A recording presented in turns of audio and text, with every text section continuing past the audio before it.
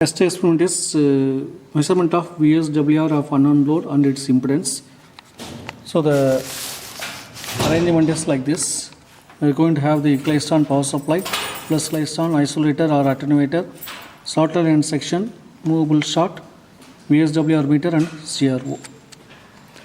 So we have the arrangement here. So this is a Klystron power supply, plus Klystron oscillator, isolator, frequency meter, slaughter line section. This is slaughter line section.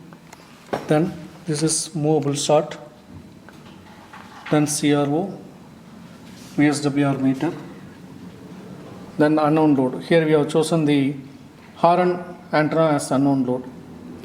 So first you switch it on the Klystron power supply to oscillate in some particular mode. So we are getting the output here.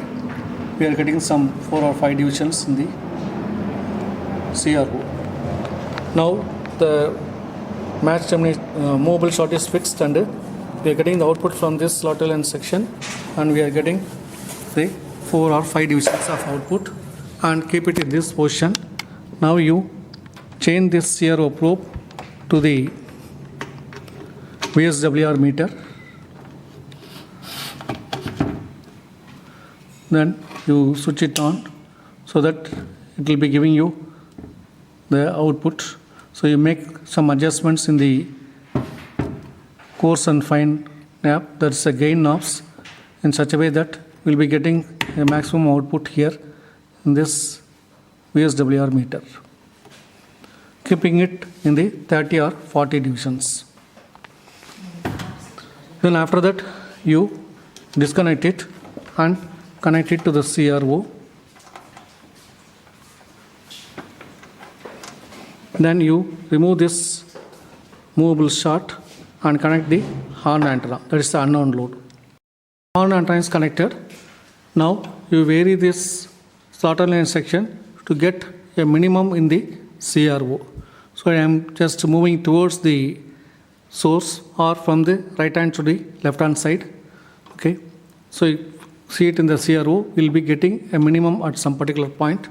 So this value we are getting it, and we note down the value in this slotted line section. So the 0 is standing at some particular value, some 8.6 or something like that. You have to note it down, and you have to take the least count from this smaller scale, that is 0 to 10. Okay, you have to add it and you have to put it in the value along with this 8.6. So now we have got minimum at this point. Now you remove this probe from the CRO and connect it to the VSWR meter. Now it will be giving the VSWR value. So the VSWR value is around 1.2. VSWR value of 1.2 is noted here, and the D1 8.6 is noted here. Now you remove this probe and put it in the CRO again. Now the load of horn antenna is replaced by the movable short. We got the output here. Now what we are going to do is we are going to vary this slotted line section to get the two minimas, D2 and D3 in this CRO. So for that we are going to move this slotted line section slowly in such a way that we will be getting two minimas.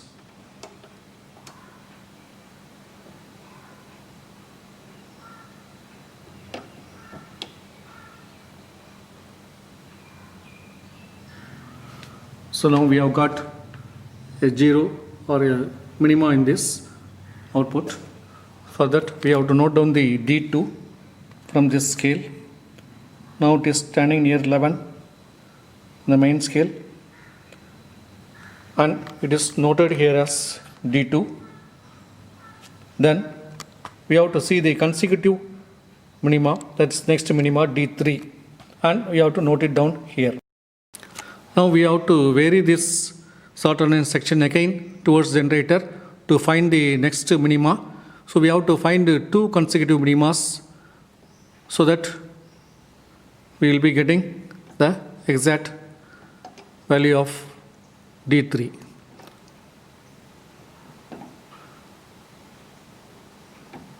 See, the output is reduced. Now you see this output, it is become again 0.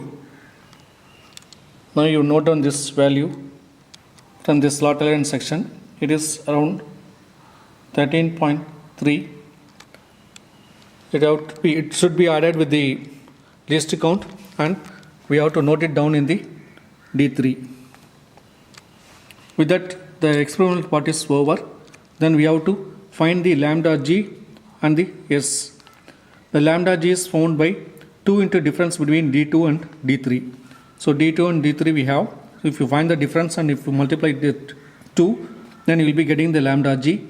Then from that you have to find the s. The s is found by D1 by lambda g. So from the D1 value divided by lambda g, then you will be getting the s. After finding this lambda g and s, we have to find the impedance of the load, that is unknown load, horn antenna. For that we have to use the Smith chart. So this is the Smith chart we have. Okay, and in this Smith chart we have to draw the circle. Take a Smith chart.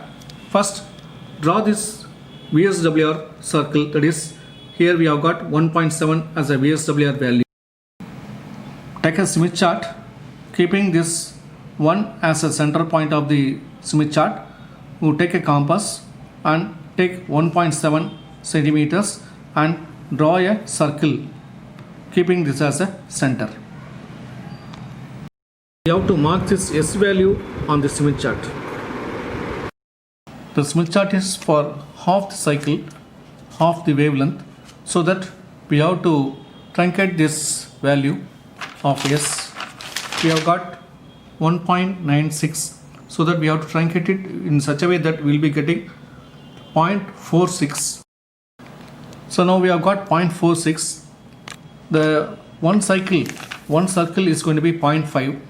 So we have to take this 0.46 in the outer ring. In this we have to select, we have two things here in the Smith chart. One is towards generator and towards load. Now we have to take the towards generator, because while doing the experiment we moved the slotted line section from the right to left, that is towards the generator, so that we have to take towards generator. So in the Smith chart you start from towards generator, take the value of 0.46, so which is coming here 0.46. So to find the impedance, what we have to do is, we have got the 0.46 here.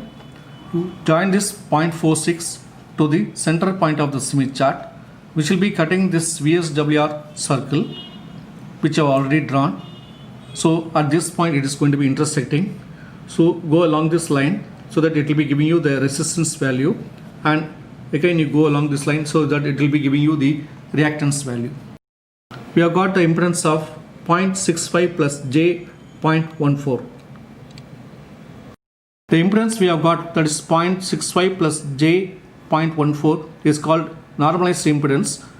We have to get the actual impedance. To get the actual impedance, we have to multiply it by means of the characteristic impedance, that is 50 ohms, so that we will be getting the actual impedance for this particular load, that is the horn antenna. In this way we have found the VSWR value and the impedance of the unknown load.